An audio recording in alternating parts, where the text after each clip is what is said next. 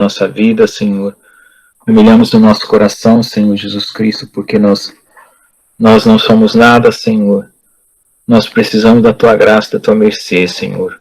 Pedimos, Senhor, a Tua misericórdia para esse dia, Senhor, o Teu toque especial em nosso coração, para que tudo o que vamos fazer, possamos fazer dirigido pelo Teu Espírito Santo para a honra e glória do Teu nome.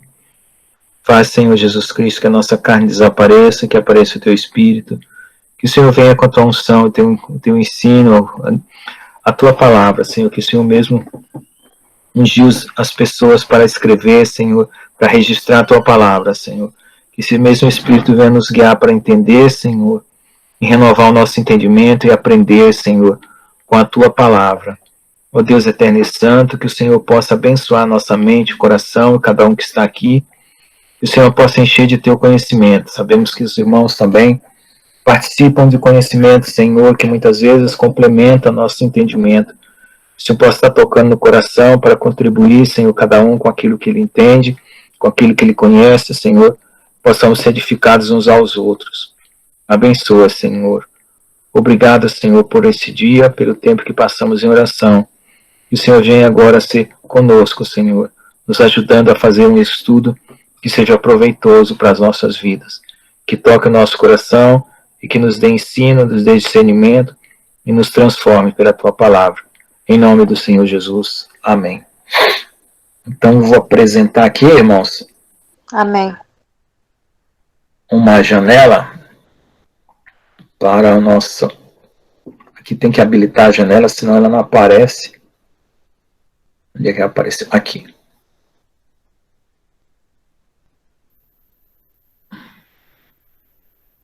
Então vamos ler o capítulo 8, porque ficou para trás e eu acabei... Espera só um pouquinho, caiu uma caneta aqui no chão.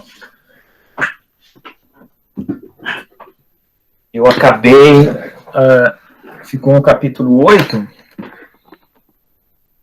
e a gente mudou um pouco do assunto, porque... Ah, tá. Voltou, irmão. Então... a gente mudou um pouco do assunto porque o Senhor tinha dado uma palavra para trazer, né, um estudo que foi sobre o que está acontecendo hoje na humanidade, né, em questão de progresso científico, tecnológico, né, que está levando em competição com os propósitos de Deus e as pessoas estão sendo enganadas. Então é o seguinte, na última aula nós falamos do fim do dilúvio, né? E o conhecimento versus a cultura do mundo. O conhecimento de Deus é a cultura do mundo. Então vamos ler aqui essa parte que ficou faltando, porque essa parte e a próxima vão estar muito juntas, então nós vamos fazer as duas de uma vez só. E lembrou-se Deus de Noé e de todos os seres viventes. Estamos lendo então o capítulo 8 de Gênesis, tá? Quem quiser abrir sua Bíblia e acompanhar, pode acompanhar. E lembrou-se Deus de Noé e de todos os seres viventes e de todo o gado que estavam com ele na arca. E Deus fez passar um vento sobre a terra e aquietaram-se as águas. Cerraram-se também as fontes do abismo e as janelas dos céus, e as chuvas dos céus deteve-se. E as águas iam se escoando continuamente de sobre a terra, e ao fim de 150 dias minguaram. E a arca repousou no 7º mês, no dia 17 do mês, sobre os montes de Ararat. Aqui tem uma figura aqui, atual, né, desse monte onde a arca pousou. Depois a gente volta aqui nessas figuras aqui. Então, continuando aqui. E foram as águas indo e minguando até o 10º mês. No 10º mês, no primeiro dia do mês, apareceram os cumes dos montes. E aconteceu que ao cabo de 40 dias, abriu Noé a janela da arca que tinha feito. E soltou um corvo que saiu, indo e voltando, até que as águas se secaram de sobre a terra. Depois soltou uma pomba, para ver se as águas tinham minguado de sobre a face da terra. A pomba, porém, não achou repouso para a planta do seu pé, e voltou a ele para a arca, porque as águas estavam sobre a face de toda a terra. E ele estendeu a sua mão e tomou e recolheu consigo na arca. Esperou ainda outros 7 dias, e tornou a enviar a pomba fora da arca. E a pomba voltou a ele à tarde, e eis arrancada uma folha de oliveira no seu bico. E conheceu Noé que as águas tinham migrado sobre a terra. Então esperou ainda outros 7 dias e enviou fora a pomba, mas não tornou mais a ele. E aconteceu que no ano 601, no mês primeiro, no primeiro dia do mês, as águas se secaram de sobre a terra. Então Noé tirou a cobertura da arca e olhou, e eis que a face da terra estava enxuta. E no segundo mês, aos 27 dias do mês, a terra estava seca. Então falou Deus a Noé, dizendo: sai da arca tu com tua mulher e teus filhos e as mulheres de teus filhos.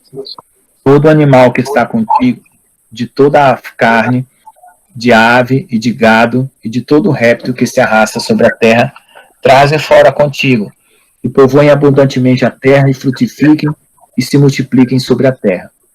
Então saiu Noé e seus filhos e sua mulher, e as mulheres de seus filhos com ele, todo animal, todo réptil e toda ave, e tudo que se move sobre a terra conforme as suas famílias saiu para a arca.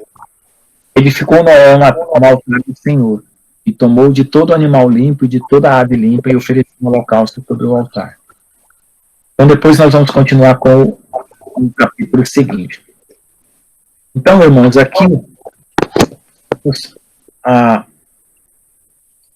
obediência, né, de Noé em fazer tudo conforme o Senhor tinha mandado, né? A expressão lembrou-se de Noé, né, ela é bem curiosa, né? Parece que Deus assim tinha deixado acontecer as coisas e aí ele parou assim e pensou: não, acho que eu deixei Noé dentro da arca. Não, a expressão aqui quer dizer que o Senhor estava atenção, né, sobre o momento que Deus ia permitir que ele saísse da arca, né, o momento específico, né, para que ele pudesse dar a Noé a hora certa, né, de ele poder sair da arca e não correr um risco de vida. Então o Senhor providenciou o momento da terra.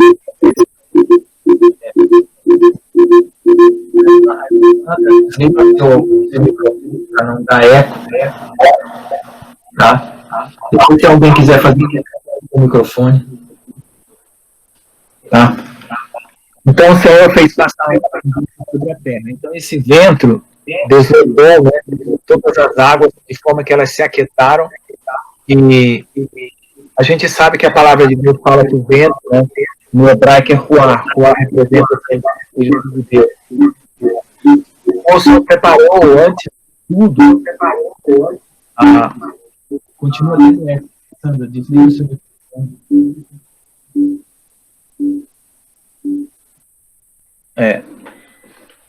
E lembrou-se Deus de Noé. Então, o Espírito de Deus veio primeiro preparando a situação para que eles voltassem a habitar na terra. Da mesma forma que lá em Gênesis 1, está escrito que o Espírito de Deus pairava sobre a face das águas, né? Então, sempre o Senhor, quando ele vai criar algo novo, né, algo que vai produzir vida, né, o Espírito dele vem primeiro, né? Então passou o vento sobre a face da terra e aquietaram-se as águas. Então as águas estavam tumultuosas ainda até aquele momento, né, até que elas se aquietaram.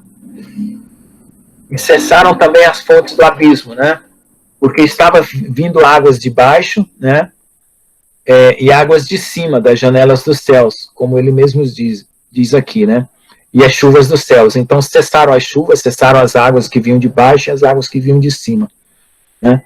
E as águas começaram a se escoar. Então, por certo, né, o Senhor abriu a terra para poder escoar a água novamente para o centro da terra, né, ou para o interior da terra, e ainda também distribuindo todas as águas conforme uma nova situação que ia se criando na terra. Alguns acreditam que essa separação dos continentes, que antes era uma era um único continente, ocorreu a divisão exatamente nessa época do dilúvio, né? Então já tinham se formado aí os continentes, a separação dos continentes, e a Terra não é mais uma terra única, pacto, né? E a arca repousou no 7º mês, no dia 17 do mês. Então, os irmãos percebem que no 7º mês é exatamente o mês das trombetas, né? O mês que se comemora a festa das trombetas. E o dia 17 do mês, conforme eu tenho anotado aqui, né, já estava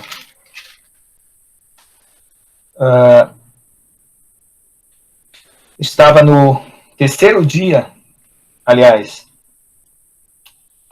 no dia do 7º mês, a festa das trombetas, depois vem a festa da expiação e dos tabernáculos. Então já estava no terceiro dia, né, da festa dos tabernáculos, que o Senhor ainda ia instituir no futuro, né, essas festas.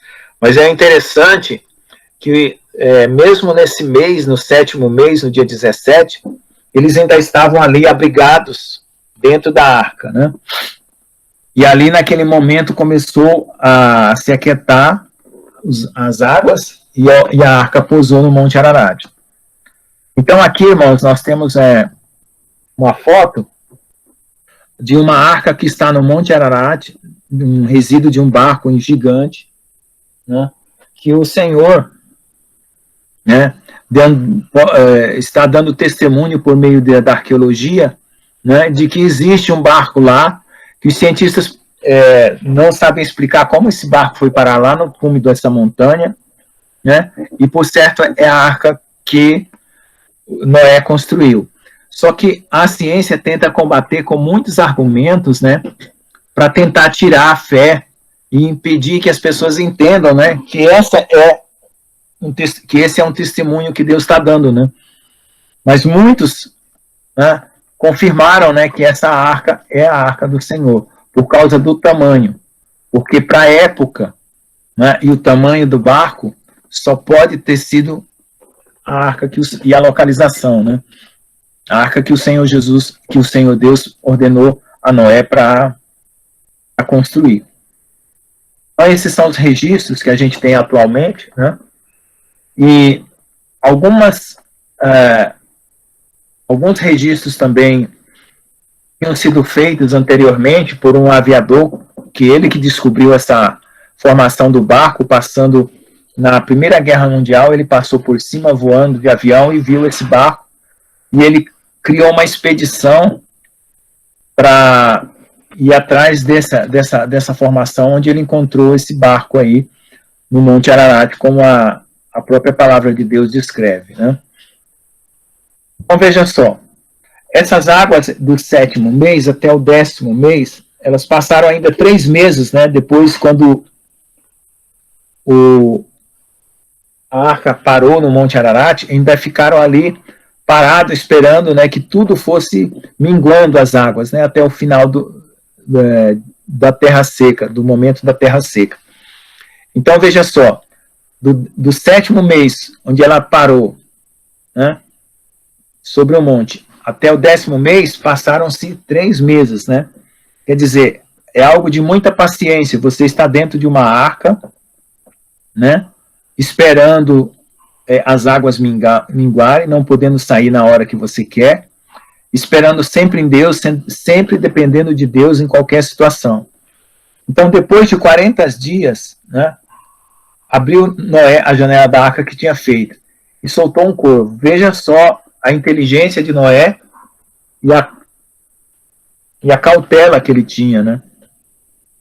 Primeiro ele soltou um corvo, porque era um animal imundo que iria buscar carne, né, apodrecida, iria buscar restos, né?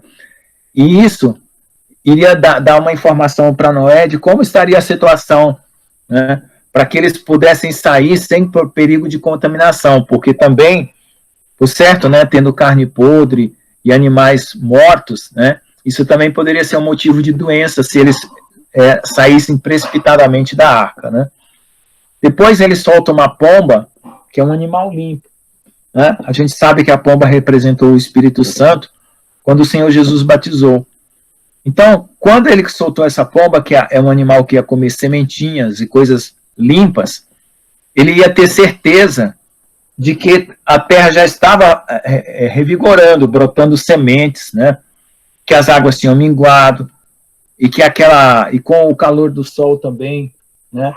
Muita coisa já tinha secado, né? Inclusive até a própria carne decomposta já teria desaparecido, porque já tinham passado-se 3 meses, né? Depois que ela parou lá no monte. E aí o que aconteceu? A pomba, ela não achou repouso e voltou para a arca, quer dizer, ainda não estava pronto o momento dele sair da arca, né? Porque as águas ainda estavam sobre a face da terra. Então isso significa que ainda tinha uma camada de água que estava cobrindo a face da terra, embora as águas já estivessem minguando, né? E aí ele esperou mais 7 dias, né? E o processo de escoamento continuava até o momento que a pomba voltou com uma folha de oliveira. Significa que aquela árvore já estava brotando. Então, lá em Mateus 24, né, também fala de uma figueira, né, que brota no tempo certo, né, que nos dá uma indicação de um tempo determinado. Nesse caso aqui, foi uma oliveira, né, que brotou com a sua folha, mostrando o tempo para que Noé pudesse sair e começar a repovoar a terra. Então, é engraçado que sempre, né, é um passo de 7 dias, de uma situação para outra, né? Ele esperou 7 dias, soltou a pombinha, depois esperou mais 7 dias. Quando ele viu que a pombinha não voltou, porque ela já tinha encontrado alimento e segurança, e um animal tão frágil como uma pomba, né, encontrou segurança e não voltou para a arca, então ele entendeu que já era o momento dele sair. E isso aconteceu no ano 601, porque Noé, a contagem do calendário judeu começa com o nascimento de Noé, no ano 0. Mas só que antes do nascimento de Noé, já tinha uma contagem antes de Adão, né? Então, no ano 601, né, que era o ano do nascimento de Noé, que eu nasci já depois de 1 ano do dilúvio, né, o Senhor já tinha permitido, né, que nesse primeiro mês as águas tinham secado. E aí Noé tirou a cobertura da arca e viu que a terra já estava enxuta. Então, essa data aí, ela é importante quando a gente monta o calendário, para saber que no ano 600, né, desde Adão, já tinha acontecido, aliás, no ano 600 da vida de Noé, tinha acontecido, né, o dilúvio. Tá? Então, o dilúvio durou aí um ano e um pouco mais, né? Um pouco mais de 1 ano.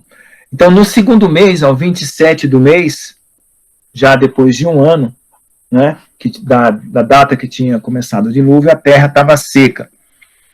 Então o Senhor falou a Noé, dizendo: sai da arca com a tua mulher e teus filhos e a mulher dos teus filhos. Importante que a gente vê que até para sair da arca ele esperou a voz do Senhor, né? Ele não ficou dizendo assim: eu vou sair porque já está na hora e eu estou já aqui cansado de ficar aqui dentro, estou incomodado de ficar fechado. Não. Ele esperou que a voz do Senhor dissesse para ele. Total dependência de Deus para todas as situações e para toda a direção de tudo que ele precisava fazer. Então o Senhor ordenou que todo animal, todo réptil, todo gado fosse trazido para fora e povoasse a terra e novamente frutificasse. E Noé saiu com seus filhos e as mulheres dos seus filhos, né? E depois também todo réptil e toda ave que se move sobre a terra, conforme as suas famílias, saiu para fora da arca. Uma outra atitude interessante que a gente vê, irmãos, é que antes de Noé fazer qualquer trabalho, qualquer coisa nova nessa terra renovada por Deus, né, purificada pelas águas do dilúvio, onde foi perecendo todos aqueles animais e toda aquela contaminação que houve do pecado, né, dos nefilins, que nós vimos da outra vez, Noé se preocupou em erguer um altar ao Senhor. E como ele tinha levado 7 casais dos animais limpos, ele tomou, né, de todo animal limpo e de toda ave limpa e ofereceu holocausto. Então ele ofereceu esse holocausto, né, e ali o número de 7 reduziu para 6. Né? Interessante, porque ele mandou pegar 7 de cada. E se ele ofereceu em holocausto, né, se pelo menos ele ofereceu um macho, né, já reduziu o número desses machos para 6, né, representando ainda o tempo que os milênios que ainda iam ser contados, né, até a volta do Senhor, que quando entrar no 7º milênio, porque o ano do dilúvio é mais ou menos no ano de 1500. Se eu posso olhar aqui, eu já fiz esse cálculo. Deixa eu só olhar aqui. Então, o ano do dilúvio foi no ano de 1656 depois de Adão. Né? Então, no ano de 1056, nasceu Noé. No ano de 1056, depois de Adão, nasceu Noé. No ano 600, né, foi que nasceu Sem, Cã e Jafé. Não, aliás, desculpa. Sem, Cã e Jafé nasceu no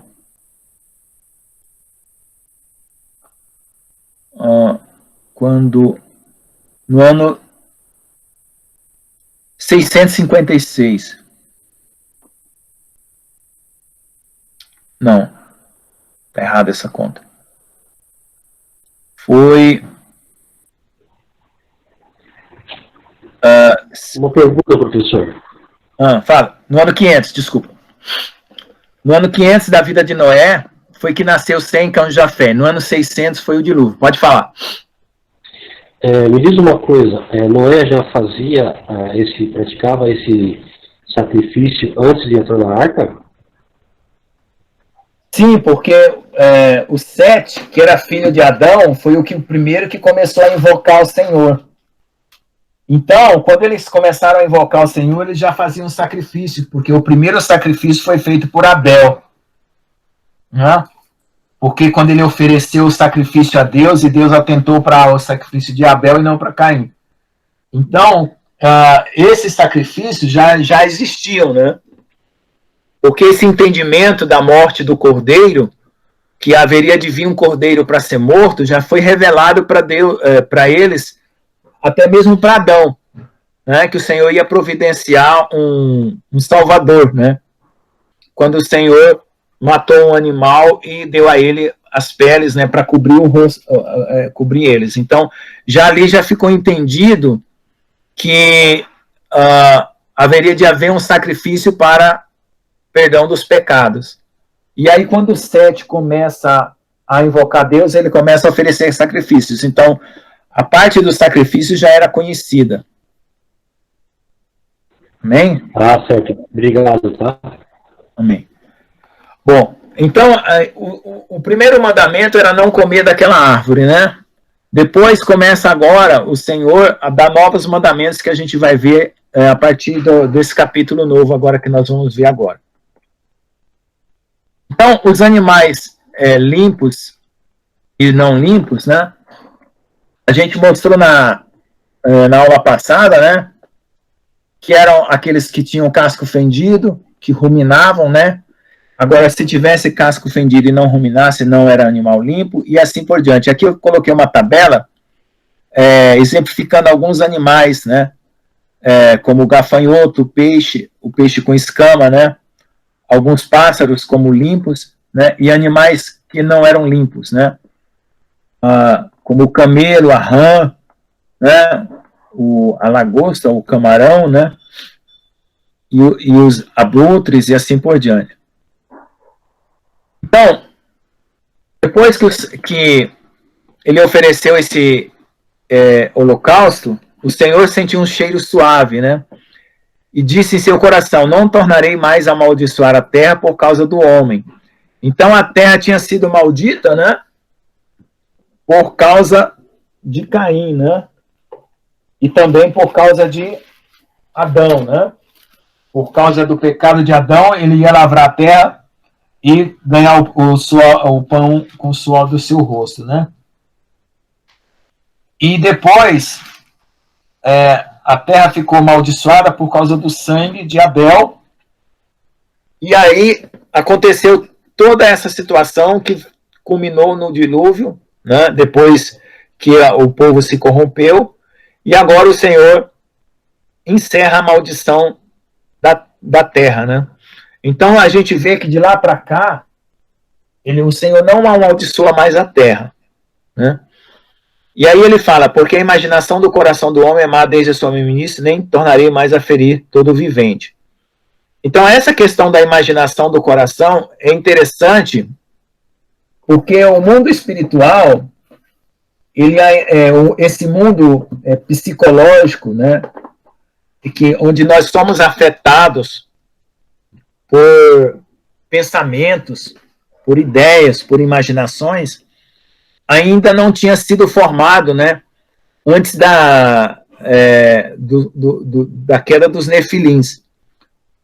Então, depois que os espíritos dos filhos dos gigantes morreram, eles começaram a povoar a terra, e eles se tornaram esses espíritos vagantes, que eles não podiam nem subir para o céu e nem descer para onde os homens iam. Então, eles começaram a vagar pela terra.